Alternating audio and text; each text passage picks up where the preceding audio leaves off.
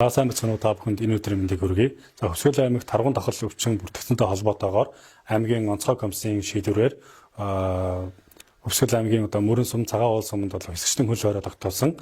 За үүнтэй холбоотойгоор бас аймгийн онцгой комиссоос өчигдөр шийдвэр гарч ажлын хэсэг байгуулагдаж байна. За уг ажлын хэсэг нь мөрөн суманд байгаа голомт бүс нутгаас ирсэн болон хаяг гарал үүссэн тодорхойгүй таргыг устгалжуулах ажлыг зохион байгуулах гэж байна. За иргэд та бүхэн бол хаяг гарал үүссэн тодорхойгүй болон голомтдоос бүс нутгаас ирсэн таргыг зооноц өвчин судлалын төвд авчирч өгөж устгуулах юм боломжтой. За мөн энд авчирсан иргэдийн мэдээллийг нууцлах, за мөн түншлэн хуулийн хариуцлага хүлээхгүй байх талаар бас аймгийн онцгой комиссийн шийдвэр гарсан учраас иргэд та бүхэн бол ямар нэгэн айхаа айцгүй халдвар хамгааллын дэглэмээ бариад тухайн таргыг ингэж уутанд савнд хийгээд зоон судлалын өвчний төвд өвчин судлалын төвд авчираад өгөх юм боломжтой. Тэгэхээр